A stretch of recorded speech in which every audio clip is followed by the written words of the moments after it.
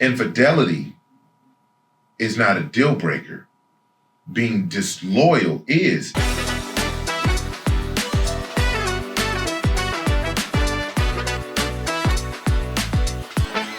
Yo, this is the Inflection Collective. All of us are connected, reflective, real life perspective, respected. The banter, the chit chat, no cap is big facts. So kick back. This here is done there, been there.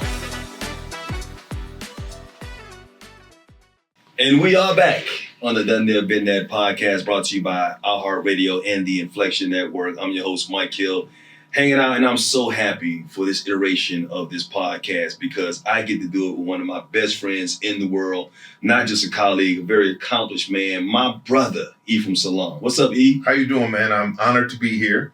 Like you said, I'm Ephraim Salaam, a 13-year NFL vet, TV writer, film producer, and a lot of other things. I've done there and been that. And I'm happy to be a part of this, man. You reached out to me and I immediately said yes, and I'm happy to be here. I couldn't think of anybody better, man, to do this with because we both been on a lot of journeys in our lives. And this is what the show's all about transparency, about talking about some of the things that we see in headlines with entertainers, celebrities, athletes, whatever, and the things that they go through. And a lot of times they get judged on social media. Well, this is a way we can give our perspective on some of those headlines that are out there or some of those topics that are out there and give our perspective of what we've gone through and how we've overcome them. Of course, and it won't just be us, right? We'll have some of the biggest names in sports, entertainment, and politics gracing our set. And we'll hear some of the ways that they've done there and been that. Yeah, and it's going to be transparent. Let me tell you one thing. It's going to be, this shit going to be real today. It's going to be real. This motherfucker going to be real today. We're going to keep it real. If you can't keep it real, you want to get the fuck up out of here.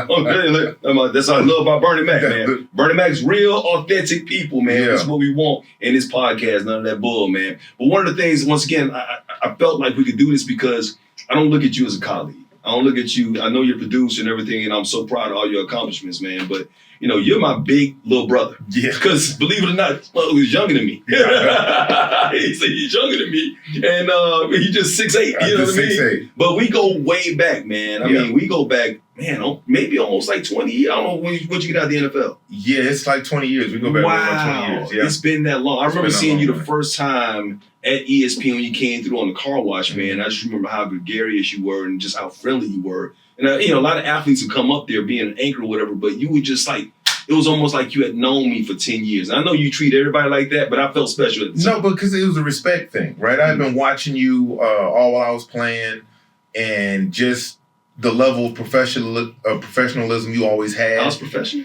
Yeah, man. But you also were real.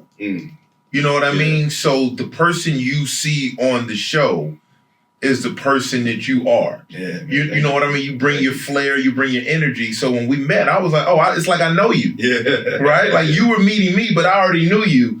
And so I just fell right into being comfortable on the show with you. And that really is what started our chemistry together. Yeah, in this relationship, we've, you didn't work at ESPN. No. You turned down ESPN. I couldn't convince my wife, after following me around the league the last 6 years, to move to Connecticut. So we from LA. One winter there, you'd have been like, "Oh, we got the ghost dog." Yeah, we weren't gonna do it. Like I didn't even broach the subject with her. You never even told her? I never even told her because I was told by the higher ups there that they love me. They usually want their new guys to commit 3-4 days a week in Connecticut and move out. And I was thinking to myself, how am I going to sell this? Like, we were getting ready to start a family. And I didn't want to go home and seem like I was being insensitive to what we wanted to do together. So I didn't even tell her about it. Wow. But, it worked out. Look at where you are now. We worked at Fox Sports together. Yes, we did. We launched that thing. We launched FS1. We were the beginning of built on our backs. On our backs. Built on our backs and had a good time. Yeah. Kept the chemistry going. Even did a radio show on Fox Sports Radio. It was supposed to be a sports radio show. We talked about everything but sports. It was almost... it's probably why they took it away from us. I think it's the reason why I don't work at Fox Sports Radio anymore. Because we were, tapped into real life conversations. Yeah. about, you, about me, our journeys, dating, marriage, relationships, all of those things. And to me, it seemed more compelling than just talking about what happened in the game before or what was happening in the game now, which is probably not the right conversation for sports radio. But, right. But, here's the thing. What we did is we took that sports content and made it relatable. That's true. To people outside of the world of sports too, man, which I think is actually a great idea. It's hard to do. And to have two people on the same page doing that, it just goes to show how good we are. No, chemistry that we got together. And we're going to have this. This is going to be hopefully a long-running relationship on this show, but I know even beyond the show, our relationship is going to continue. Of course. You got friends at Reason Season, and you got lifetime friends. And my brother, I consider you a lifetime friend because it's true love and happiness. I respect and support everything that you do, and I know you do the same thing. Of course, man. Like, I'm a fan. I'm a Mike Hill fan, and anything you've ever asked or anything we've come up with together, I've always been down. That's who I am as a person. Yeah, you are. And, between the two of us, by the way, we like talking about relationships and whatever, because we got 40 years of marriage experience between the two of us. 40 years of marriage experience. Now, that's over 4 weddings and 4 marriages. More of them by me than him. And let's just say we're not splitting them. No. You had one, and I've had 3 that didn't work out. But, one thing I love about E, man, and we'll get more into, like, you were responsible for the last marriage, by the way. I was. You were. And we'll talk I don't know whether to, apologize for that. No, man, it happened. It happened. It was an experience. It was something that like I said, we have no regrets, man. We just have life lessons that we learn out here, man. But you've been married to Renice for 18 years. 18 years. 18 we years. We just celebrated 18 years married, 21 years together. 21 years ago, and you knew the first time you met her that you was going to marry this woman. So I had been in the league 6 years already. And so I had access to a lot of different type of women. And the night I met her, I said to myself, well, I've never met anybody like this before. And I just turned 27. And it's funny because I thank God that I had the maturity not to mess it up. Because being steep into as a single man in the league with a lot of access and disposable income, I met her and immediately I knew something different about her. And it made me change the way I approached her in terms of dating. Well, so what was different? Because like you was out there. You told me. You said I was in them streets. You was in them streets. You was out there. Good Lord. So how does that switch go off? Because you hear these stories all the time about somebody saying, I just knew she was one. But you still have moments, like maybe 2 years before you come back together, but you know I'm going to marry her one day, but you're not ready right then. How could you go from being the player to all of a sudden like, this is after just one meeting. This is my wife. The environment we met in, it was right after the BET Awards. It was at the Mondrian Hotel. There was a lot of coochie out there then. It was at essentially Beyonce's album release party when she went solo, her first solo album. And by the way, Renice used to dance for Beyonce. Renice was dancing with Beyonce at the time. And so I met her just happenstance. We struck up a conversation and the conversation was different. First of all, she wasn't at the type of party we were at. I mean, everybody was in there. She just didn't seem like she cared or wanted to be there. And that was intriguing to me. So much so that when she asked me what I did, I told her I work in Denver. And I was never one for telling, I'm in the league and this is what I do. Oh, you ain't say I work on Sundays. No. Do that That's corny to me. And she was just like, okay. And we just struck up a conversation for about an hour and a half. And then the people I was with, my brother and my friends, we were all leaving, going to another party. And I remember standing out at Valet at the Mondrian and thinking, do I want to go to this party or do I want to go back in here and, I don't know, ask her to go get something to eat? Wow. I ran back in and said, hey, what are you doing? You want to get something to eat? She said, yes. We left. I borrowed my brother's friend's car, and we drove and went to like a diner and hung out and talked for the rest of the night. You ain't had to go. She accepted the diner because some women don't want cheese. See, all of this, right? All of this ties into the type of woman I didn't even know I was looking for. But it was we went to Swingers on 3rd. Okay. Right? And it ain't what you think it is. It's actually no. It's like a Norms or restaurant right there, like Swingers. LA, yeah. No, but it's like a little diner. It was open late, and it was already late. And we just talked and got to know each other. And I had never really, with no pretense, no any of that. Funny thing is, all of that, she said, look, I got to leave in the morning at like 6 a.m. Cars coming to get me. She was going to New York and then they were going overseas. Mm-hmm. And so I was like, all right. She was like, you can keep me company while I pack. Ended up falling asleep at her house. Woke up. She leaves. I don't see her for like a month and a half. But we talked all the time on the phone. Wow. And that was the first time I had ever courted a girl or dated, I guess you can say, without having that physical interaction. So by the time I saw her again, we had talked so much on the phone that I was in love with her by the time I even saw her again for the next time. Wow.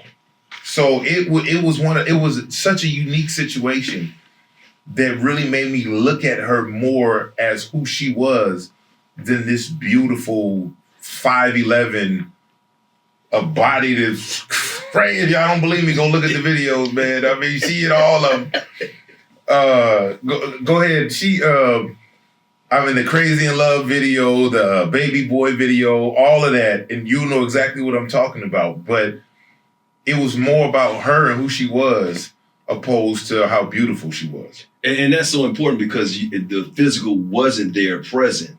Yeah, I mean, I knew how fine she was. But at the same time, because there was no I couldn't act on it. There was no physical connection. Yep. You had to have a mental and an emotional bond, which worked out for the relationship. Well, yeah. How much credit would you give to that beginning as a part of why you guys are still the way you are now? Well, I give a lot to it because, look, we know how dating is, right? Now, even now, more so than ever.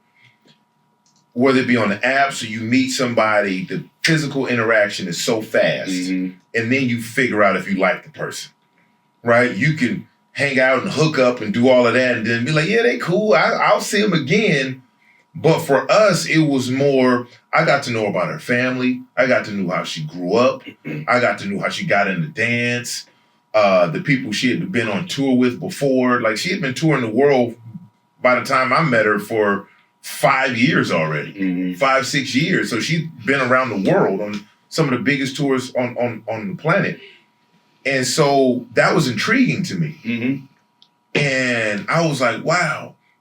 And I remember thinking, I can't wait to go see her perform. I had never dated someone I can go watch them do something. They always came to watch you. It was always them coming to watch me. And that was intriguing, and I'll never forget.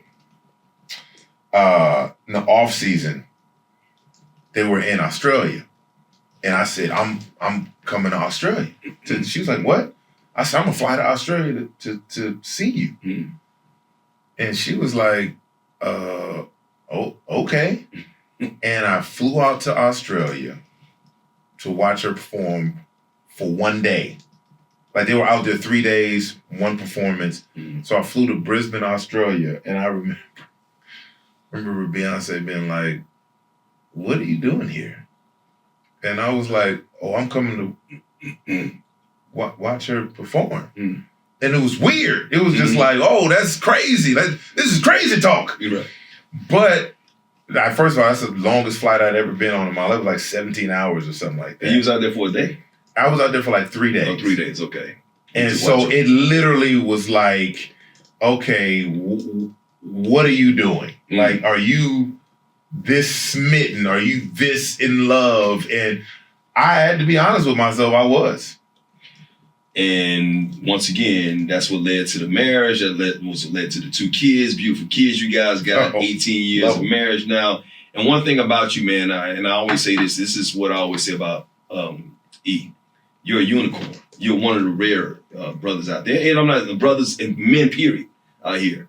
And the entire time you guys have been together, you have not thought about, well, I don't know about that. No, go ahead, say it, because this is important. Okay, about another woman at all. Nothing has ever come. This man has never cheated a day in his life. And I love that about him, because I think that's, and we'll get deeper into this because I know I get a reputation for it and whatnot. And I just want to be clear and transparent about that.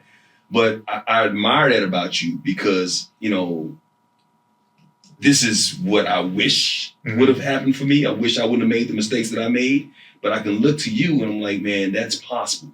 It is possible, because when I was growing up, I was taught that the more women you had, the more of a man you were. Yeah. And I wish I wouldn't have had that type of trauma that I had to try and overcome. But where did that come from for you? Well, just to be honest and transparent, because I'm all about honesty. Of course I thought about other women. I'm a human being. I'm attracted to beautiful things. Now, my wife is drop dead gorgeous still to this day. That doesn't make everybody else ugly. And I think that's where the misconception really lies, when people are open and honest about themselves and about their feelings. I think that's where you understand the level of what being a human being is, right? So, case in point, the night I met my wife, she said, look, I don't believe in marriage. I don't believe in monogamy, and I don't want kids. Oh, wow. We happen to be married, monogamous, and we have 2 kids, right? But her being open and honest about that set a precedent, right? I told her, look, I don't drink, I don't smoke, never have, never will. My only vice is women. So right then, again, I let her know who I was. Like, the part that you may want to hide, or look, I was like, look, I'm not this. There's not a bunch of women around here just calling me their girlfriends or anything. I'm not gonna lie to you or anything like that. And so we started our relationship telling the other person things that you may not want to say to someone. I know that there are attractive guys out there that my wife will see and look and be like, oh, he's attractive enough. As an athlete, there was an abundance of women anywhere I was, especially during my playing days. My personality, my size and stature, my occupation, it comes with that. Right. Now, acting on it is something completely different. Of course I was attracted to women still. Like, I didn't meet her that day and then everything changed. And even after we got married, I tell people this all the time. Look, when you get married, they don't give you a pill at the ceremony to make everyone else unattractive. And if you're going into it thinking that that's going to happen, you're going to bump your head. So how do you not act on it? Like, when so many of us have failed because, you know, the temptation is great. And I'm like, once again, I'm just keeping it real. And I'm not the person I used to be. Right. Obviously, but I made those mistakes, and I've talked about that many times. The one thing that I knew from our initial meeting was she was different, she was special. So if she was different and she was special, how do you treat someone who's different and special? You treat them different. And you treat them special. The way they are. But when she told you in the beginning, she said she didn't believe in monogamy. She didn't believe in kids. She didn't believe in marriage. Yeah, that didn't concern you? No, because I wasn't looking for a wife, a monogamous relationship, or having kids at 27 years old. Right. I wasn't looking for any of those things. So how did that change, though, for her? It just us getting to know each other. Now we can grow together. Okay. Right? I didn't come in there with unrealistic expectations when I met her, and she didn't have that with me. She even hit me with after we had been dating for like 6-7 months, she'd been on tour for a while, and when she came in town, we'd hang out, have a good time, it'd be fun, and she hit me with this. She said, look, I know that, you know, girls are all around and all of that, and I get it, I understand. So I'll offer you this. When we're together, we're together. But when I'm gone and you're playing, or, you know, you do you and I'll do me. And I said, well, I said, well, what does that mean? Oh, I said, what does you do you mean? Like, I knew what I do me. I knew what I was going to. And she was like, you know, I'm not going to, you know, chain you to the house. You do you, I'll do me. And I said, well, I don't know if I'm okay with that. And like, we've been dating, you know, about 6 months. And she said, look, I'm going to ask you this one more time. And if you decline, then we go together. So she said, look, you do you, I do me. When we get together, we'll be together. I said, yeah, nah, I don't know if I can sign up for that. Wow. And so we were together. Bruh, I think you probably solved something for a lot of people out there in relationships. You know, like have that boomerang effect for some women out there. Like if they want the man to commit, or even just give them that option and let them know that, hey, whatever you're doing out there, you gotta be honest. I can do the same thing. Everything I'm telling you revolves around one thing. Honesty. Yeah. The first time we met, she was brutally honest about her expectations of where she was in her life. I was honest about mine.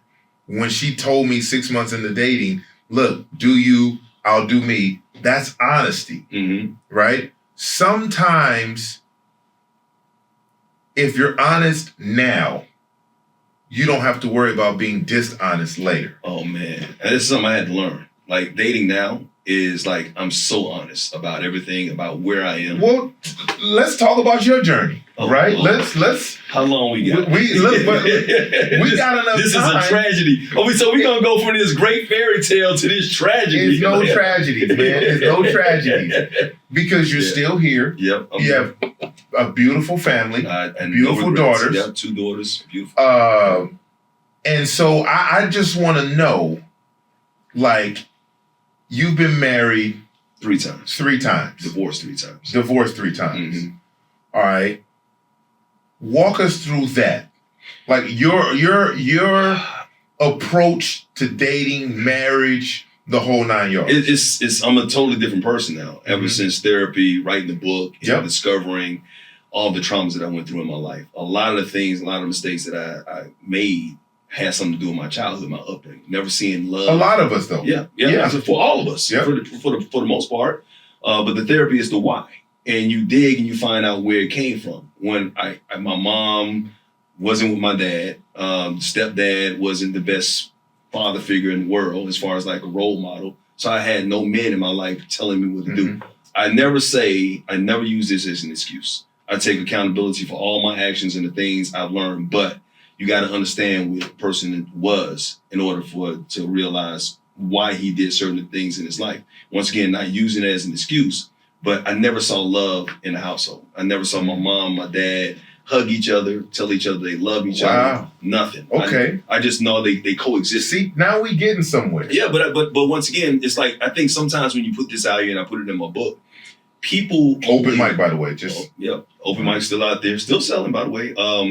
I think sometimes when you tell people about your journey, they don't want to know about the why. They just want to say, oh, you did it, and they want to label you. And I still get that, and I understand that. And I've given people grace because I also understand that when people find out that I have done something that was disrespectful to a woman, or cheated before, whatnot, they're going to label you because of some of the things that they've gone through, their own traumas. Maybe they've been cheated on. Maybe their mom was cheated on, their aunt was cheated on. So it doesn't bother me as much when somebody goes off or whatever, but I want people to realize some of the things that I did in my past, I, first of all, acknowledge. and I've taken steps to correct. Not saying that I have wings on right now. Right. Still got a lot of things I got to get through, whatever, but I'm growing into the manhood. So when you ask me about my journey as far as like the marriage is concerned, there were all different reasons. It was military, going overseas, afraid, first one, 19 years old, asked somebody to marry me, didn't think she was going to say yes. She said yes. I said, okay, let's just do it. Second one, going to New York, and I had a long distance relationship. I'm like, hey, you want to come live with me? She nope, you know what you got to do if you want to do that, right? Once again, it was not necessarily, but it was still me. I still made the final decision. I could have said no, but I didn't. Once again, no regrets, but I wasn't in love. Right. And I want people to understand and realize when I say not being in love doesn't mean I didn't love these people. I wasn't in love because I didn't know how to be in love. I can't fall in love because I couldn't trust. I couldn't trust myself. I didn't love myself. I didn't know them well. And there was something that happened to me when I was 15 years old that until I went to therapy and wrote the book, I didn't realize it had an effect on all my relationships. The first woman I ever told that I loved, and I'm talking about this is the first time I felt that shit. You know what I mean? Like I remember it was at a football game. We was outside making out in her brother's car. Luther was playing. Luther was playing. Luther was playing, and she was so romantic, man. We was drinking wine coolers, man. I was 15, she was 17, bro. Gorgeous girl. Finest woman in the high school, and I had her. I'm in the sophomore, man. And I'm like, man, I'm kissing this girl. I'm looking in her eyes, man. And to this day, man, I still get emotional thinking about that because that's the purest love I've ever felt in my life. It was untouched. It was not tampered with. It had no flaws. It was just like, I love this girl, bro. And I said, I'm going to tell her I love her. And I looked her in her eyes, and I said, I love you. With everything, it just came out. And I'm thinking in the movies, I'm thinking we're going to hear this music and shit. Fireworks. Yeah, fireworks going to go off. Happily ever after. She going to tell me, oh, I love you too, and embrace me and shit. We're going to live. Man, this girl looked at me like I farted in her mouth. This girl looked at me. She said, let's go. Just like that. And bruh, I remember I guess I was in shock because I didn't even know what happened. Right.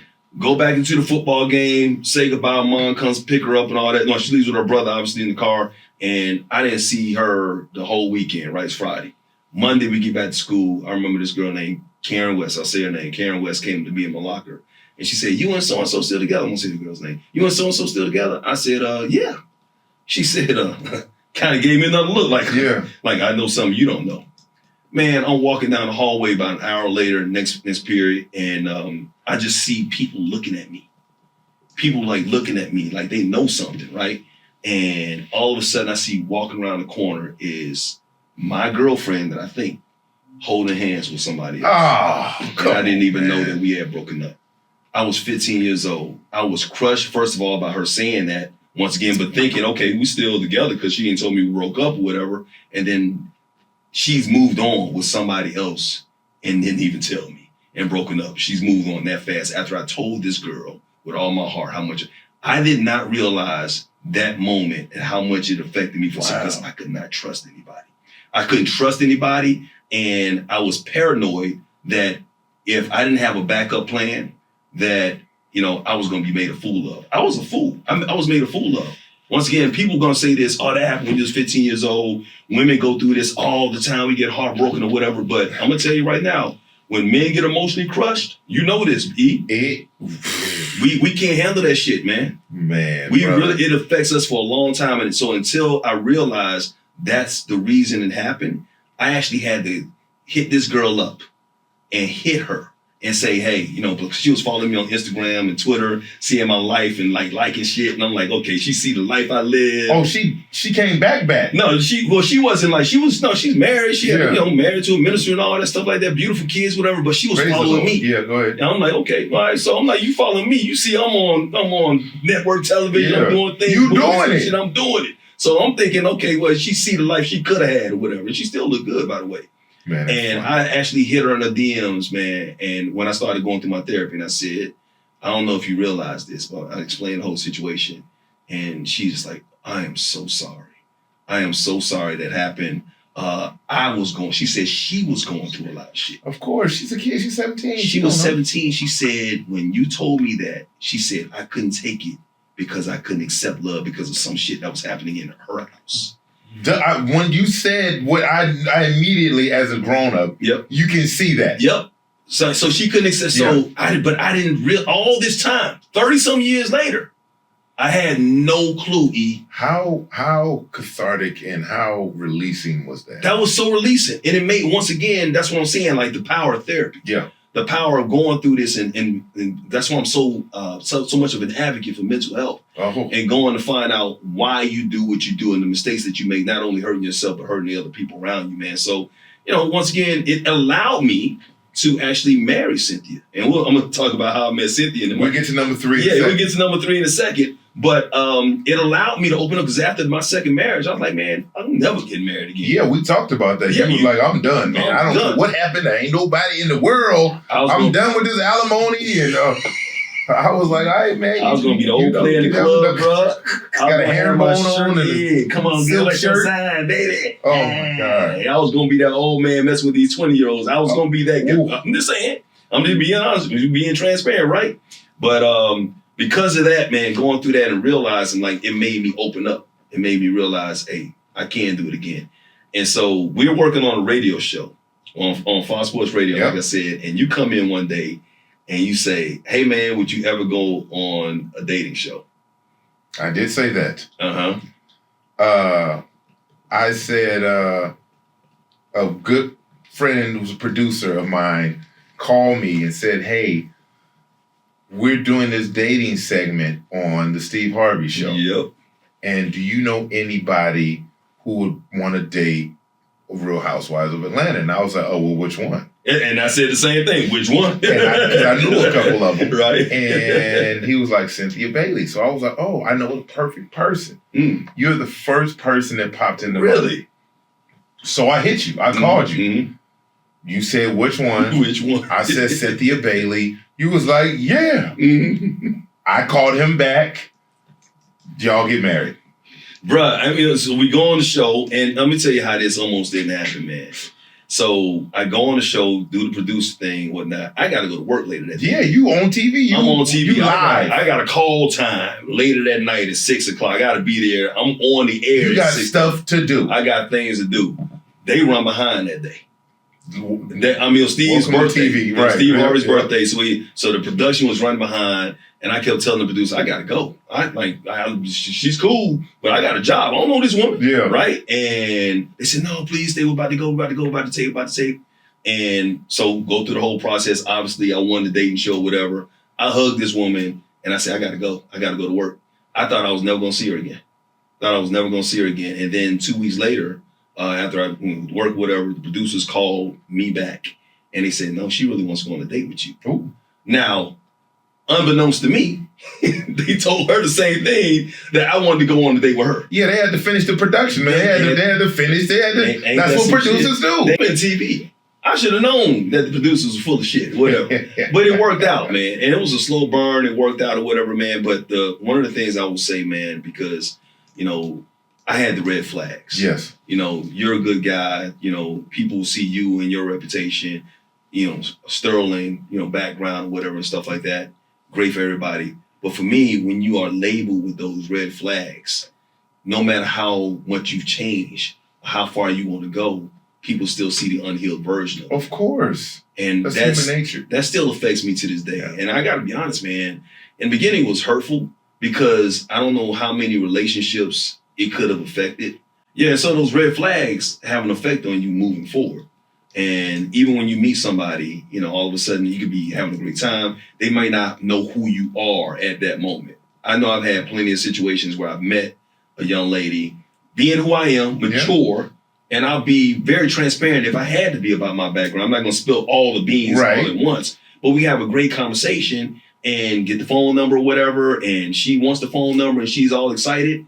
And then all of a sudden you never hear from her because somebody said, oh, you met Mike. Oh, blah, blah, blah, blah, blah, blah, blah, blah, blah, blah, blah, blah. And all of a sudden you get that reputation. But once again, I always feel like what's for you is for you anyway. Well, we live in a society where redemption is fleeting. right? And growth is not as accepted as it should be, especially when it comes to relationships. You will hear terms like once a cheater, always a cheater. But if I cheated on my girlfriend and I'm 15 years old and I'm 45, does that mean I'm a cheater still? Something I did when I, like, so there's no room for mistakes when it comes to relationships. And I think that's the biggest thing that my wife and I, the first thing we did when we got engaged after a year of dating, is we talked about our deal breakers. And I would implore anyone in a serious relationship thinking about marriage or being together with their significant other to talk about their deal breakers. Meaning, we decided once we were going to get married, we were going to take divorce off the table. Right? My father had been married 4 times. My hero. My hero. Right? And I knew for a fact I wasn't going to do that. Right. And so we talked about deal breakers. And what I mean by deal breakers, things that the other person could do to end the relationship. What are some of your deal breakers? So my deal breaker was, look, I'm Muslim, right? And my faith is very important to me, who I am as a man. And so there will be no undermining my religion in any shape, way, or form. Right. Which I'm sure most people have that opinion. Family is also very important to me. And so I was just labeling out some of my deal breakers, and she gave me her deal breakers. And her number one deal breaker was disloyalty, being disloyal. And she even clarified it. She said, infidelity is not a deal breaker. Being disloyal is, and I'll explain. Say I did mess up and I stepped out on her and people knew about it and she was the only one that didn't know about it. Right. So I had her looking like a fool. Right. And I think most people hearing this would understand that. Like, that's a problem. Because now not only did you step out on her, but now you didn't care enough about her to stop her from walking into and having others look at her like she's an idiot. Those are the things right there that show a level of caring and compassion that if you don't have for her, then you'll have her looking like a fool. And she was like, look, we're human. And I talked about it earlier. We're human. We have urges. We have things. All of that. I can understand that. You got to talk to me about it. Right. You got to be open. If you have an urge, or if there's something going on, we need to talk about it. And we can come up with whatever solution that is. But if you're out there doing things and it comes back to me in a way that makes me feel insecure about us, I can't deal with that. Right? It's a breach of trust and loyalty. And I understood what that meant. Right. And the thing that really sets, I believe, our relationship apart is we have these open and honest conversations. Very uncomfortable for some couples. Right. 7 years into us being together, we're driving in the car and she says, oh, God. So what's going on? You know what? I just feel like I just want somebody else on me. And I was like, wait a minute. Hold on.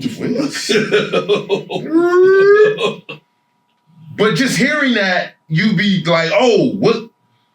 And How do you take that? I mean, because I take it because, look, this is my best friend. Right? Your boy, your best. You can tell me that. Yeah. Like, if you're married, you can come up to me and say, dang, but I mean, I love her, but sometimes I just want to, kiss somebody else or something. You can tell me that, and I can give you my honest opinion or whatever. Right. And it'd be that, just that. We're not in a relationship, but as your best friend, I can give you, we can talk about that. Yeah. That is my best friend.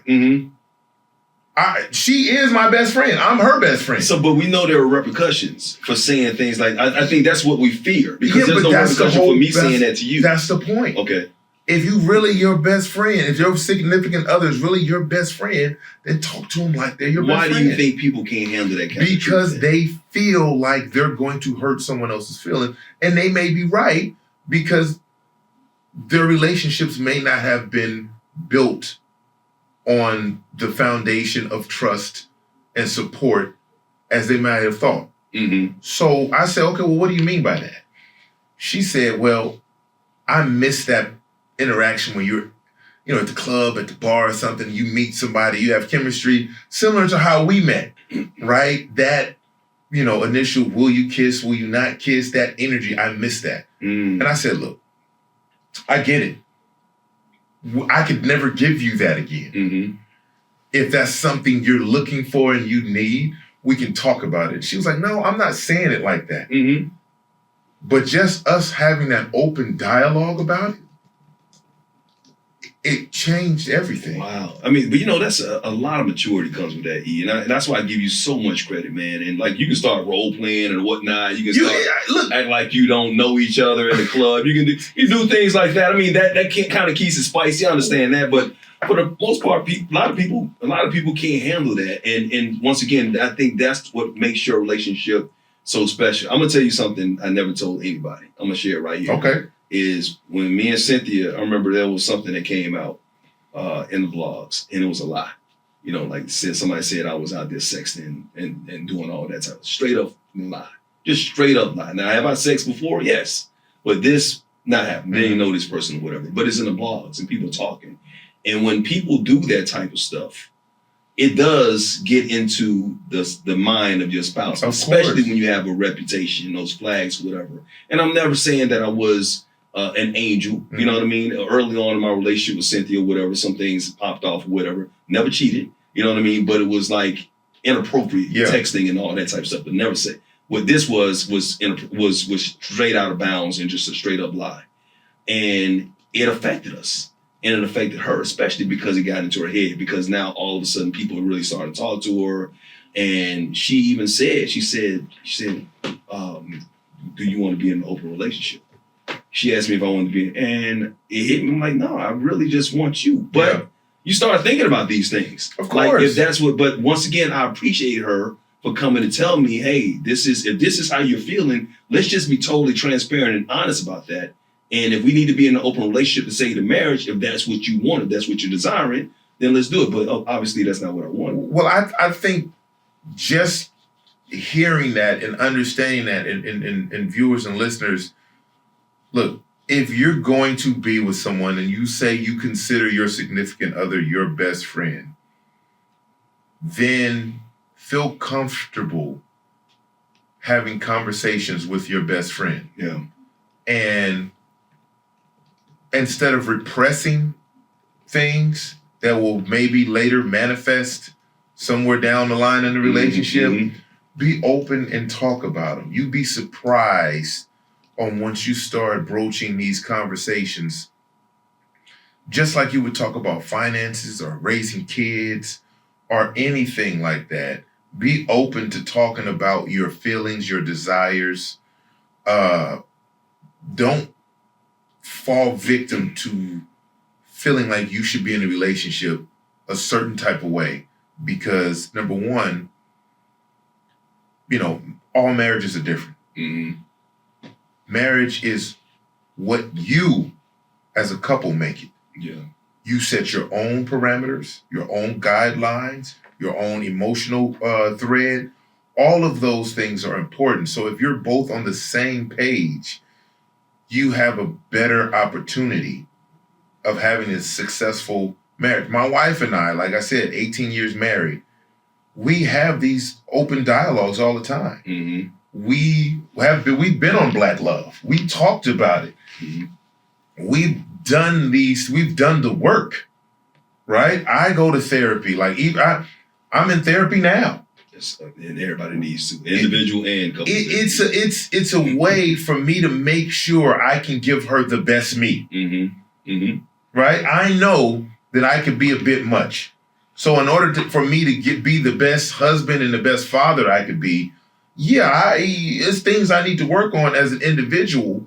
that I bring into the family, and I'm okay with that. I don't feel any ashamed. I don't feel ashamed or any less of a man. I feel more of a man recognizing the fact that there is some work that I need to get done, and because it's only gonna make me. I don't care what happens outside my household, brother. Mm-hmm.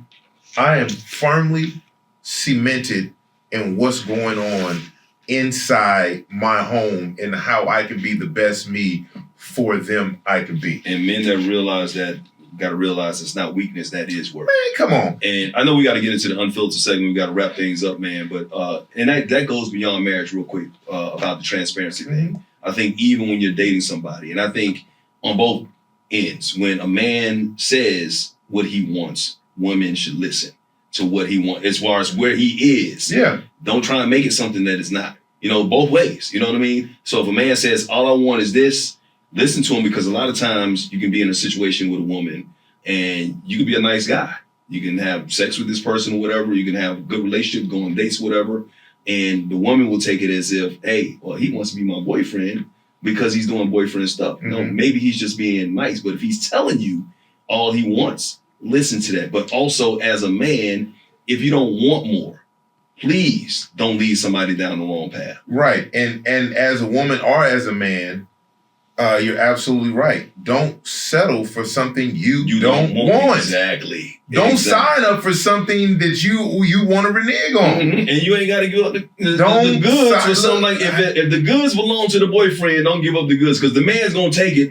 People going to take whatever they get. Hey, man, be who you are and be okay with that. Yep. See, I can give relationship advice. I always tell people all the time, how can you give relationship advice? No, you have enough experience to give relationship advice. I can tell you what not to do and with the mistakes that I made and the things I've said. So I hate when people say, don't listen to the messenger sometimes. You got to listen to the message. Yeah. You got to listen to the message itself.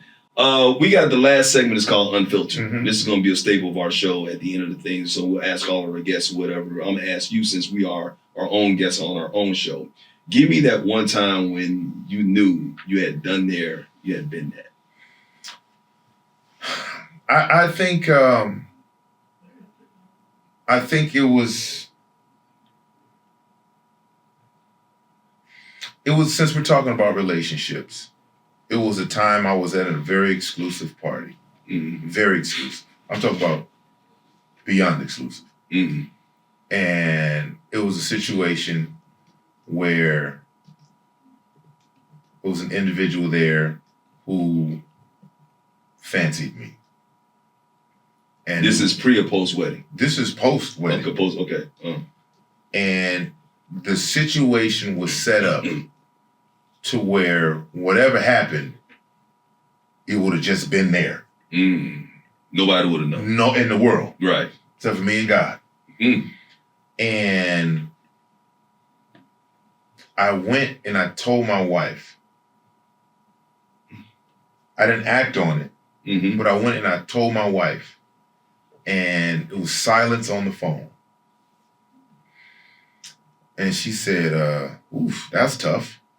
That's tough to hear. But I appreciate you being open and honest with me. And why was it tough for her to hear when you didn't act on it? Because first of all, emotions are emotions. Oh, so you told her emotionally you was no. What?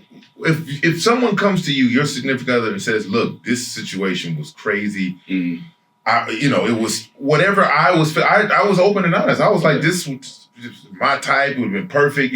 Like nobody wants to feel or hear about their significant other even being in that situation. It's tough to hear.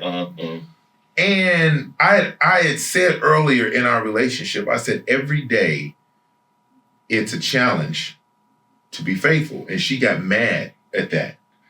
And I said, you're misunderstanding what I'm saying. I said, every day is a challenge to be faithful because temptation comes at you in droves, especially when you're happy and comfortable. I said, but it's a challenge that I'm willing to step up to and fight every single day. I love it. And she understood that part of it. That meant you're worth fighting for. Me ignoring or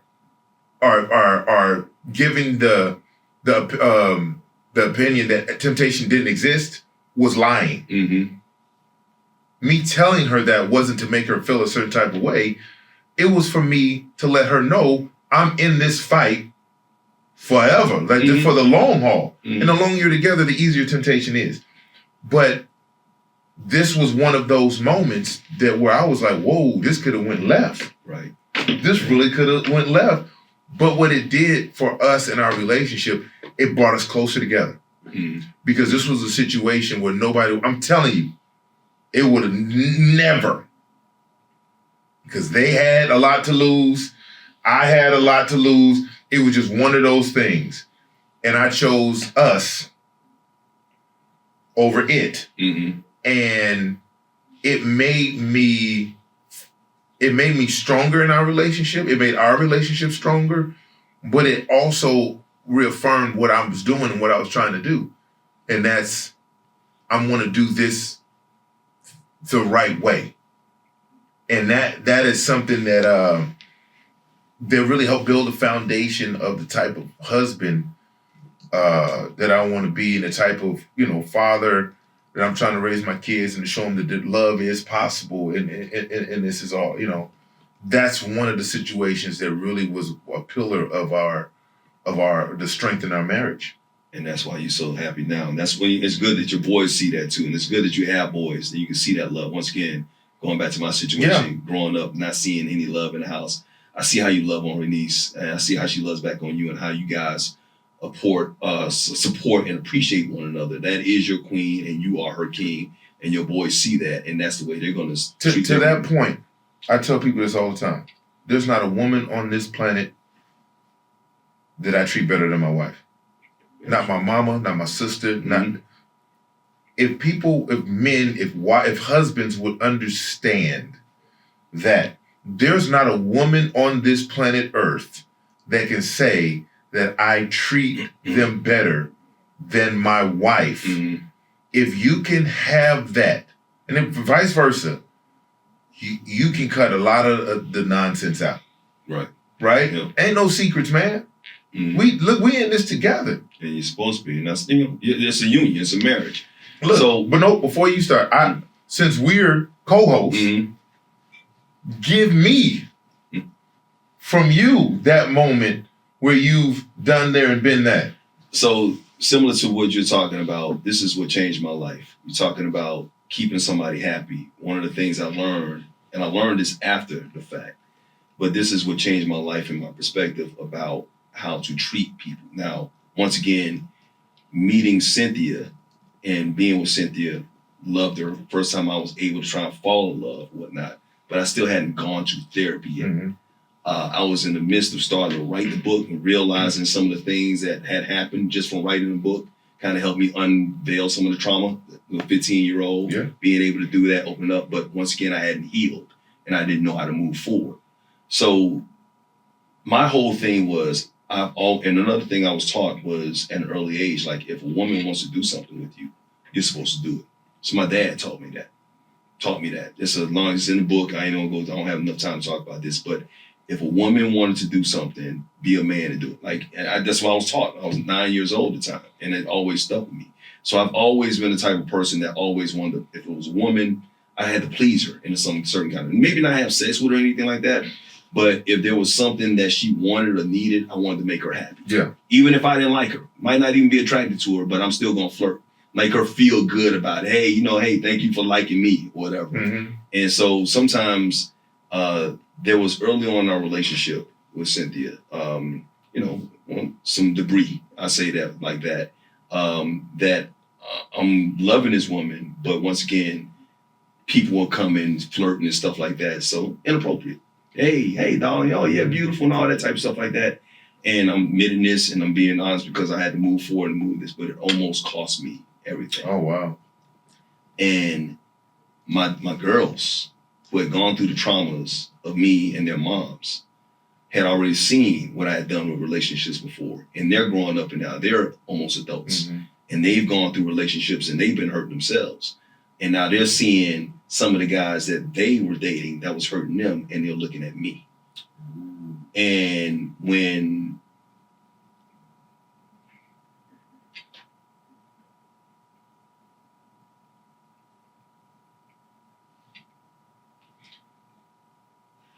when that became apparent, bro, I almost lost my kids. That's what that. I'm sorry, bro. No, ain't. What you apologizing for? That's what made me realize that, it was a breaking point. Yeah. It's like, I gotta go get therapy. I gotta go get help. Because if I don't get help, I'm gonna lose everybody. I've already lost myself. I'm not the person I want to be, because there are a lot of things I don't want to do. And yeah, I'm not doing what I used to do, but I'm not doing all the right things I need to be doing. It's almost like somebody equated to like being on crack. Yeah. Right? And saying, I'm not doing crack anymore, but you're drinking all the time. Mm-hmm. You know what I mean? You're still not in your right mind. So I'm not doing that. So at least I'm not screwing anybody. I'm not doing this, but I'm holding on to something. And once again, that was me not trusting. So until I went to therapy, man, until my kids basically told me, hey, they didn't want to have anything to do with me. Cynthia was there and supporting and everything like that and whatnot, but it was like still early on before we got married and all that. And I almost lost all of that. It made me say, you know what? Let me go find out how to fix this. Let me get the why and let me address this and let me move forward. And it changed my life. So when I say done there, been that, I was there. Yeah, man. I was that, but I'm not anymore. I'm a different person. And I know once again, people want to hold on to that and they will continue to hold on to that, but I know who I am now. And so it doesn't bother me anymore when somebody wants to relive and always think about my past when I talk about it. And I'm not afraid to talk about it, because one of the reasons I want to do these type of podcasts and use my platform to talk and be so transparent about my past, because I made mistakes. But I want people out there to realize that you not make the same mistakes about me. And if I can use my platform to talk about some of the things I had to overcome and some of the mistakes I made, and once again, not blaming anybody for them, but saying how I did it. Yeah. If I did it, you can do it too. And I need to help the future generations from not doing the same things that I did, because I don't want them to be taught the way I was taught. Well, it's hope. Yeah. Right? It's hope. And no matter how old you are, there's always time. Mm-hmm. And I want to appreciate you being so open and honest. It's emotional. Yeah. And this is one of those podcasts where sometimes you're going to laugh. Mm-hmm. Sometimes you're going to cry. Right. But whatever emotion this evokes, it's going to be real. Yeah. And that's what we're trying to do here with this. That's what it is. All real, man. But once again, man, I love you, bro. I love you, man. I love you, man. I say that like you're my brother, and I feel like I can come to you for anything. And I'm happy that we're going on this venture and this journey together, bro. It's going to be great, man. We're going to have a good time. Absolutely. All right. So like you said, we won't be crying all the time. But I'm not afraid to cry. This thing I shouldn't have said I'm sorry, because I think, once again, that's not weakness, that's work, Come man. on, and brother. I feel like, we have to, as brothers, understand that those emotions are in us. And when we keep it inside of us, and we're not allowed to allow that emotion to come out, it comes out as toxic. Yep. And that can affect the people you're around. That's that toxic masculinity we talk about. We'll get into those conversations as well, man. But let me clear it up so I can say goodbye properly. This has been the first edition of Done There, Been That podcast. Me and my man, Ephraim Salaam. Thank you so much for joining us on this. It's going to be a ride. It's going to be a journey. It's going to be real, like I said. And it's going to be a lot of fun. We got some great guests coming up. We got Jamel Hill coming up soon. We got my man Major and many, many more. So still tune in, check in, iHeartRadio, anywhere podcasts are. Subscribe. Yep. Please subscribe, like, and tell a friend. Click, like, whatever it is y'all do with them buttons. Hit all of them, man. We trying to make this happen. This is for y'all. This is for y'all. This is not for us. This is for you. This is real. I'm putting it out there. Putting it out there on the line, Mom. I love you. All right. We love you too, baby.